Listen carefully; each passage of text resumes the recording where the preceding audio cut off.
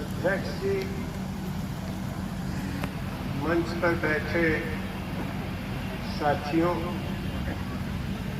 और हमारे सामने जो महिला साथी हैं, प्रबुद्ध लोग हैं,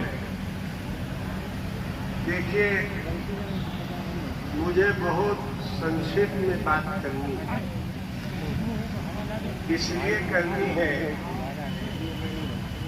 इस तरह की आम सभाएं जरूरी हैं, लेकिन परिस्थिति के अनुरूप वो पर्याप्त नहीं है। और मंच पर बैठे नेताओं को भी मैं सुनता हूँ और मैं देखता हूँ जो चुनौती हमारे सामने है, क्या हमारे नेतागण में वह चुनौती से निपटने की क्षमता दिख रही है कि नहीं दिख रही। अफसोस की बात है, चुनौती बहुत बड़ी, लेकिन तैयारी बहुत कम है। तो मैं इसलिए इन 3 बिंदुओं पर आपसे बात करना चाहता हूं। देश विदेश की मैं बात नहीं करना चाहता और न मैं भाषण के 40 साल 45 साल हम लोगों के बीते हैं, छात्र आंदोलन से आए हैं, लाल किला पर लाखों की आम सभाओं को एड्रेस किए हैं और सभी इस देश के बड़े नेताओं के साथ मिलकर आंदोलन किए हैं। यहाँ मुझे खुशी है कि कुछ हमारे आंदोलनकारी साथी हैं, बैठे हैं मंच पर, उनसे भी सुनने और मुखातिब होने का मुझे पहला मौका मिला। मैं ये कहना चाहता हूं कि देखो, भीड़ लगा के या सेना की फौज तैयार करके आज की लड़ाइयां नहीं लड़ी जा सकती। अब चाहे जिसको जो भी गाल बजाना हो, आरएसएस के लोग जो भी कह ले, भाजपा के लोग जो भी कह ले, हमने बार बार, हमने से मेरा मतलब है कि जो इस देश की रणनीति को समझते हैं, शायद बीपी सिंह भी याद होते तो बीपी सिंह भी वही बात कहते जो हम लोग कह रहे हैं। हमने ये कहा कि आप पाकिस्तान से अभी लड़ाई मत लड़िए, इसलिए नहीं कि हम कोई शांति का पट्टा लेके घूम रहे थे। हमने कहा दुनिया का संतुलन बदल गया है। जिस ट्रंप को माई फ्रेंड ट्रंप आप बोल रहे हो, वो ट्रंप सौदागर है, वो किसी का फ्रेंड नहीं है। वह गिरगिट जैसा अपने रंग बदलेगा।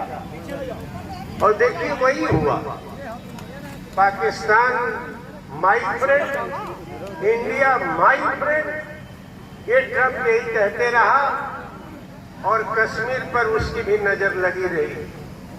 तो मैं आप लोगों से कहना चाहता हूं कि क्यों ये जो जज्बा पैदा किया गया था कि लाहौर के पहले रुकना नहीं है, जो पाकिस्तान अधिकृत कश्मीर है उसे ले लेना है, क्यों आपने 4 दिन में ये युद्ध खत्म कर दिया? क्योंकि उस समय हमने कहा था फौज से नहीं लड़ोगे, अब छोटी लड़ाइयां चिप से लड़ी जा रही हैं, बड़ी लड़ाइयां चिप से लड़ी जा रही हैं। राफेल ले आके हाथी बांध दो, सफेद हाथी बांध दो। राफेल से लड़ाई नहीं जीत सकते हो जब तक कि तुम तकनीक में और पूंजी निर्माण में अपने पैरों पर नहीं खड़े होते हो। तुम चीन और पाकिस्तान का मुकाबला नहीं करते। हमने बात दिल्ली में भी, इसलिए मैं ज्यादा इस तरह की लफाजियों में मुझे यकीन नहीं है। अशिक्षित न रहे हमारे नेतागण, थोड़ा शिक्षित बने, अर्थव्यवस्था को समझे। ये युग तकनीक का है, जिसके पास तकनीक है उसके पास पूंजी है। हम तो राफेल ले आए थे फ्रांस से, कह दिया कि हम आपको सोर्स कोड नहीं देंगे। अरे भाई, हम अगर हाथी ले आके खड़ा कर दें, उसमें मिसाइल फिट करने की हमारे पास तकनीक भी नहीं हो, तो उससे हम क्या बना बिगाड़ लेंगे? हमारे मिसाइल्स देखते देखते रह गए, राफेल का हम उपयोग नहीं कर सके। उसने कह दिया हम तकनीक नहीं देंगे भारत को। और आप जानते हैं एक इतना संकटपूर्ण हमारी लड़ाई थी, और उस संकटपूर्ण लड़ाई में हम अपने अंतिम रास्ते तक नहीं पहुंच पाए। तो मैं ये कह रहा हूं कि संकट का दौर है। आप आज यहाँ हम सभा कर ले रहे हो, मैं नहीं जानता कि आने वाले दिनों में डॉक्टर ब्रिज बिहारी इस काबिल होंगे कि यहाँ हम सभा कर सकेंगे। कब कौन कहाँ गिरफ्तार हो जाएगा, कब कौन कहाँ जेल में भेज दिया जाएगा, किसके ऊपर क्या अभियोग लगा दिया जाएगा और किसको मार दिया जाएगा, इस तरह का युग हिंदुस्तान में, यह जो कारपोरेट है दुनिया का, जिसके बड़े मालिक ट्रंप बने हुए हैं, और भारतवर्ष में जो हिंदुत्व है जिसका मालिक आरएसएस बना हुआ है, यह गठजोड़ इस हिंदुस्तान में जो भी गांधी जी से लेके पंडित नेहरू समाजवादी आंदोलन, कम्युनिस्ट आंदोलन ने आजादी हासिल की, सबको एक एक करके खत्म कर। यहाँ ये बात सही है जब राहुल गांधी कहते हैं हम एक पार्टी से नहीं लड़ रहे, हमारी लड़ाई दरअसल उन संस्थाओं के खिलाफ है जिनको प्रोटेक्ट करना था, डेमोक्रेसी के सवाल। लेकिन राहुल गांधी इस बात को आगे नहीं बढ़ा पाते क्योंकि उनके ऊपर भी सीमाएं हैं। मैं नहीं जानता राकेश जी के ऊपर क्या अभियोग जो लगे थे वो कहां तक सच है गलत है, वो कोर्ट में है, वो लोग जाने। लेकिन मैंने कांग्रेस के नेताओं से बार बार कहा, आपको कांग्रेस नेतृत्व का मॉडल राकेश जैसा आदमी चाहिए जो जमीनी स्तर पर आंदोलन करता है। हर जिले में आपके कार्यकर्ता पुराने जमाने की जो लड़ाइयां थी वही तरीके, एयर कंडीशन से आपके पैर नीचे नहीं आएंगे, लंबी लंबी बात करेंगे, न पढ़ना न लिखना न अर्थव्यवस्था के बारे में जानना, लिख लोढ़ा पढ़ पत्थर, खूब ठेका पठेका में पैसा कमा लिए, देखते देखते नेता बन गए और आप ही को शिक्षित करने लगे। तो मैं कांग्रेस से या सपा से, बसपा से, या अभी हमारा यहाँ कोई वामपंथी आंदोलन भी बहुत कमजोर है, इन सब लोगों से अकेले अकेले लड़ते हुए भाजपा और आरएसएस का मुकाबला हम नहीं देख पाते। और केवल कुछ पार्टियों को अगर जोड़ भी दो, ये पार्टियां अगर जुड़ भी जाएं, इनको जोड़ देने से आप भाजपा को बाबा योगीनाथ जो तानाशाही का प्रतीक बने हुए हैं, अपने को बाबा कहते हैं, दमन चक्र चलाते हैं, इनकी राजनीति से आप मुकाबला नहीं कर पाओ। तो राजनीति आपको करनी क्या है? तो हमने ये तय किया, हमने मीटिंग की, हमने उस मीटिंग में तय किया कि भाई बड़ी बड़ी बात नहीं, छोटी बात करो। छोटी बात इसलिए करो कि हिंदुस्तान में जो भी संसाधन है, चाहे वो जमीन हो, चाहे उद्योग हो, चाहे पूंजी हो, और अभी एक काम अगर कर दो, जो संसाधन उद्योग में 200 घराने हैं, इन 200 घरानों ने जितना अतिरिक्त लाभ कमाया है, हम उनकी पूंजी की बात नहीं कह रहे हैं, कोविड में जिसने पैसा कमा लिया धांधली करके, गरीब गरीब हो गया, हमने उन लोगों से कहा कि दुनिया भर के पूंजीवादी देशों में जापान देख लो, आप यूरोप देख लो, यहाँ तक कि अमेरिका देख लो, सब लोग कॉर्पोरेट के ऊपर टैक्स लगाते हैं। केवल वेल्थ टैक्स नहीं, उत्तराधिकार का भी टैक्स लगता है और वो लोग खुशी खुशी दे देते। एक फ्रांस का बहुत बड़ा बुद्धिजीवी है, फ्रांस से लेकर पूरी दुनिया में उसकी चर्चा हो रही है वह कह रहा है कि जिस तरह से आर्थिक सामाजिक असमानता बढ़ रही है, अगर इसको कंट्रोल नहीं किया गया तो वह अराजकता पैदा होगी कि देश को चलाना मुश्किल हो जाएगा, दुनिया अंधे कुएं में फंस के बर्बाद हो जाएगी। हमने कहा संसाधनों का, उसके फल का आप अगर वाजिब वितरण कर दो, वाजिब वितरण छोड़ दो, केवल बड़े पूंजी घराने जो ग्लोबल फाइनेंस है, जो विश्व पूंजी बने हुए हैं, लूट के हिंदुस्तान में जाते हैं। मुझे तकलीफ होती है, जिस बाजार में देखिए चिप्स की दुकान, इसकी दुकान, उसकी दुकान, जो हमारी पारंपरिक चीजें थी सब के सब खत्म हो गई। अब तो ये हो गया कि एक तरीका बना लिया है गांव में कि हम मकान बनवाएंगे, 1.5 कमरे 2-2 कमरे का मकान। अरे भाई, मिट्टी के हमारे मकान थे, वहाँ ज्यादा हम बेहतर ढंग से रह ले सकते थे, जाड़े में गर्मी और गर्मी में जाड़ा जैसे महसूस करते थे। ये वर्ल्ड बैंक ने फार्मूला दे दिया हमारे गांव गांव दुनिया भर का, और वही विकास मॉडल हो गए, वो विकास पुरुष हो गए, मोदी हो गए, अमित शाह, जिनको विकास की सही परिभाषा भारत के बारे में गढ़ने की जरूरत ही नहीं महसूस होती। तो मैंने ये कहा कि भाई, ये हमारा जो रोजगार अधिकार रोक दो, वहां रोक दो। मैं साफ साफ कह रहा हूं कि इस देश में ये बात सही है, ये आर्टिफिशियल इंटेलिजेंस का दौर है, तकनीक का दौर है।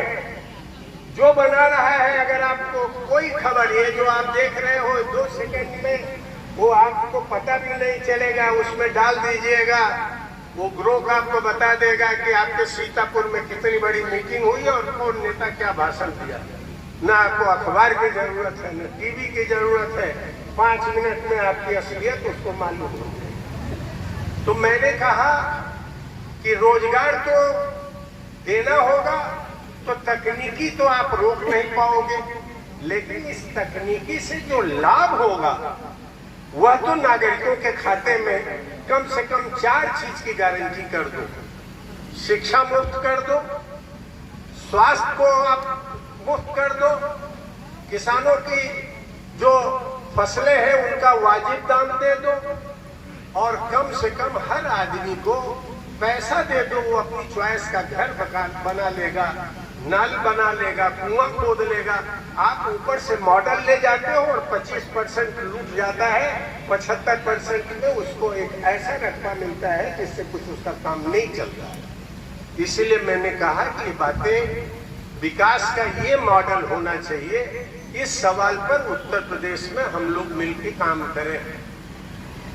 ये बात मैंने कांग्रेस के भी लोगों से कहा है, उनके ऊपर के नेतृत्व से भी कहा है, सपा से भी हमने कहा है, बसपा से हमारी बात नहीं होती, लेकिन हम कुछ लोग कह रहे थे मायावती जी क्या पहुंचाएंगे, हमने उनसे भी कहा है कि हमारा कोई चुनावी मकसद नहीं, हम तो ये चाहते हैं कांग्रेस में हो, सपा में हो, बसपा में हो, भाजपा और आरएसएस के खिलाफ अगर कोई जन सरोकारी है तो आपकी पार्टी उसको टिकट दे, और वह आंदोलन का आदमी हम लोग पूरी ताकत से उसका समर्थन करेंगे ताकि वो जीते और पार्लियामेंट और असेंबली में पहुंचे।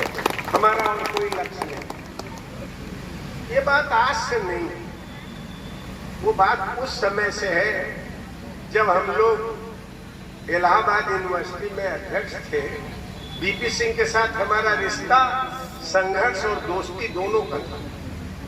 दादरी में मिलकर लड़े, परिवार का संबंध बहुत पुराना था, और जहां आलोचना होती थी खुल के आलोचना भी करते थे कि आप अभी चीजों को नहीं समझ सकते। बहुत चीजों को उन्होंने बदल दिया और वही कतार में आ गए जिस कतार में आप हम सब लोग बैठे। वो भी चाहते थे बदलाव को। तो मैं ये कहना चाहता हूँ कि अभी हमने तो डॉक्टर साहब से कहा था, हमको ज्यादा नहीं 4-6 राजनीतिक माइंड दीजिए जो रोजगार और सामाजिक अधिकार के लिए एक साथ लड़ सकते थे। क्योंकि आप देख रहे हैं एक पूरी कौम को ही गद्दार कह दिया गया, एक पूरे समाज को जो हजारों साल से हम लोग रहे हैं, कोई हिंदू मुस्लिम या कोई जाति विशेष दमन होने के बावजूद वो भाव नहीं पैदा हुआ था। आज कोई भी बच्चा हम देखते हैं, बड़ा तकलीफ होती है। अगर मेरा ड्राइवर मुसलमान है तो कह देता है कि पाकिस्तान जाके रहो, यहाँ क्यों रहो। तो बच्चा अपने आप नहीं कहता। 24 घंटे अंबानी अडानी के लोगों ने इस तरह के पूरा का पूरा दिमाग हिंदुस्तान का खरीद लिया है। पूरा का पूरा चैनल 24 घंटे चलते हैं। आप समझ रहे हैं कि कम बड़ा खतरा है। नेतागिरी चमकाने के लिए तो जो मन हो चमका लीजिए, 1 अदद पाइएगा, MLA बन जाइएगा, और क्या बनिएगा। तो मैं ये कह रहा हूं, आज के दौर में रोजगार के सवाल, शिक्षा के सवाल, स्वास्थ्य के सवाल, पर्यावरण का सवाल, ये जो गांव-गांव में एक तरह का मकान बनवाया जा रहा है, इसको रोका जाए।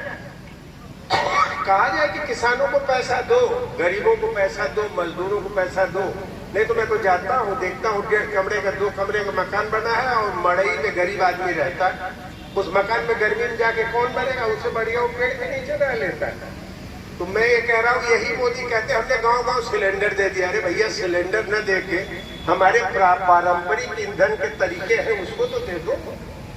एसी इतना शहरों में लगा दिया है, इतना बड़ा पर्यावरण का संकट है कि जीना मुश्किल हो जाएगा। आज के 20 साल बाद आप शहरों का प्रदूषण देखिएगा। इलाहाबाद वगैरह में कोई बड़ा आदमी अब शहर में रहना नहीं चाहता।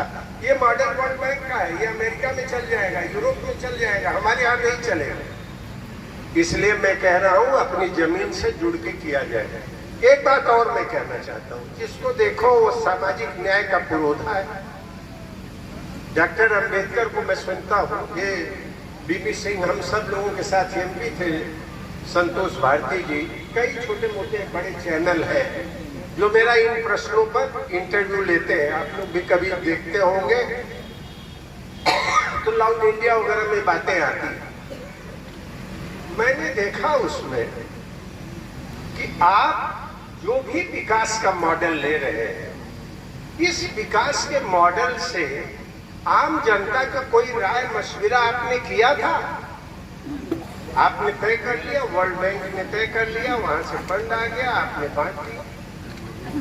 आपने तो तय नहीं किया कि हमारे देश में अब सीतापुर में क्या विकास का मॉडल होगा। वो जरूरी नहीं कि चंदौली का मॉडल सीतापुर में चले, अवध का मॉडल पूर्वांचल में चले, पश्चिम का मॉडल बुंदेलखंड में चले। इलाका वार करो। साउथ का मॉडल आप यहाँ चलाते हो, अमेरिका का मॉडल आप यहाँ चलाते हो। तो हमने ये बात करी, इस देश में जिस सामाजिक न्याय की बात करते हो, डॉक्टर अंबेडकर को ठीक से पढ़िए। डॉक्टर अंबेडकर ने ये नहीं कहा था कि जातियों को मजबूत करो, जातियों को वोट बैंक बनाओ।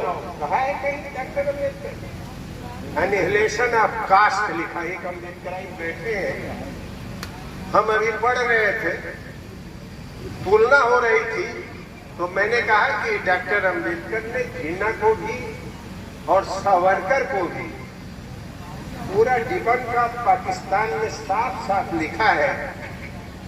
और जिन्ना से कहा कि तुम पाकिस्तान लेके क्या करोगे? उन्होंने कहा हम हिंदू राज में नहीं रहना चाहते। डॉक्टर अंबेडकर ने कहा हिंदू राज में हम जितना संकट झेलते हैं, शूद्र समाज जितना संकट झेलता है, उसकी तुलना में तो आप कहीं नहीं हो। लेकिन उसका जवाब पाकिस्तान नहीं है। और ऐसे ही सावरकर को कहा कि जिस दिन हिंदुस्तान हिंदू राज बन जाएगा, देश की तबाही हो जाएगी, देश की बर्बादी हो जाएगी। जिसको देखो डॉक्टर अंबेडकर के पूजा करता है और भाजपा के साथ खड़ा है। अरे भैया, ये कौन सा सामाजिक न्याय? सामाजिक न्याय जातियों का विनाश है। डॉक्टर अंबेडकर को कम से कम बदनाम तो न करो। पता चला कि वो RSS के कैंप में भी जा रहे हैं। एक हमारे आदिवासी नेता, जब पूरा का पूरा इस समय छत्तीसगढ़ नौजवानों को नक्सलवाद और माओवाद से निपटने के नाम पर कत्लेआम हुआ, ढेर सारे उनके कार्यकर्ता मारे गए, तो 2 शब्द ये कहने जिससे नक्सलवाद की समस्या नहीं हल होगी, यह कहने की जगह हमारे अरविंद नेताम हैं, वो कह रहे हैं कि अब RSS ही बचा हुआ है, अब हम लोग जाएं कहाँ। ये जातिवादी राजनीति का अंतिम पतन RSS के अंदर होगा। और जो नेता आपके बीच में उभरे हैं, मैं उन पर टिप्पणी नहीं करना चाहता। 10 साल पहले और आज मिला लीजिए, पूंजी का आकलन कर लीजिए, जिसके पास चारपाई ठीक से नहीं थी, आज किस किस चीज से वो लोग चल रहे हैं। इसलिए जातियों को बढ़ाना नहीं है, जातियों का विनाश है। और अगर 4 जातियों को आप जातियों का विनाश करना चाहते हैं ताकि मनुष्य स्वतंत्र रूप से कोई जाति का हटा के एक इंसान बन सके, और जब तक जातियां रहेगी दलित उत्पीड़न कभी नहीं खत्म होगा, चाहे आप प्रधानमंत्री बन जाइए चाहे मुख्यमंत्री बन जाइए। अरे इस समय मुर्मू के जमाने में ही तो आदिवासी पार्टी के ढेर सारे लोग झारखंड से लेकर छत्तीसगढ़ में मारे गए। माना वो हथियारबंद थे, नक्सलाइट थे, लेकिन और भी रास्ते तो आप ले सकते थे, बात कर सकते थे, बातचीत करके मामले को हल कर सकते थे, जेल में डाल सकते थे, लेकिन राष्ट्रपति तो कुछ नहीं कर पाए। तो मैं ये कह रहा हूं कि इन 5 समूहों को मैंने कहा है कि 2 काम करो, SC, ST, most backward caste, अति पिछड़ी जातियां, तंत्र में इनकी अच्छी हिस्सेदारी होनी चाहिए और इनके लिए अलग से बजट की व्यवस्था होना चाहिए, जो संविधान ने कहा है। अभी आप एससी को पढ़ने के लिए 18,000 करोड़ रुपया देते हो। देश भर में 18,000 करोड़ रुपए में कितने बच्चे पढ़ लेंगे, कहां जाएंगे? आप मजाक कर रहे हो।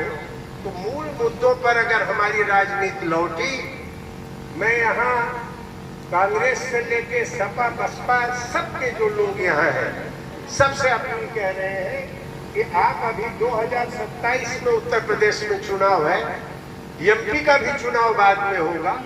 आपसे मेरा एक अनुरोध है, सब लोग उन मुद्दों को एक साथ मिलकर लड़िए, और जो मान्य अर्थशास्त्री हैं, जो आपके आंदोलन के साथ, रोजगार के साथ, सामाजिक न्याय के साथ जुड़े हुए हैं, यूजीसी के चेयरमैन, अभी हमने दिल्ली में सम्मेलन किया, यूजीसी के चेयरमैन अर्जुन सिंह ने बनाया था, जिन्होंने पब्लिक सेक्टर में, एजुकेशन में काम दिया, वो हमारे साथ खड़े हुए।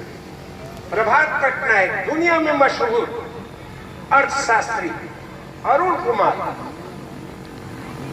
गांधीवादी अर्थशास्त्री, ये सब लोग खड़े हुए और उन्होंने कहा कि इसी रास्ते से मुद्दों पर देश की राजनीतिक अर्थनीति को बदलो। अगर राजनीति बदलना चाहते हो तो अर्थनीति को बदलो, और बिना अर्थनीति बदले हुए राजनीति नहीं बदलेगी। इस उम्मीद से कि जो साथी हमसे सहमत हो, इस अभियान में शरीक हो, रोजगार, शिक्षा, सामाजिक अधिकार, रोजगार में शरीक हो, मैं उन सब लोगों का स्वागत करूंगा। और फिर कभी आप बैठक बुलाओगे 2-4 का, तो मैं आपके बीच में उपस्थित रहूंगा। आप लोगों को नमस्कार, धन्यवाद।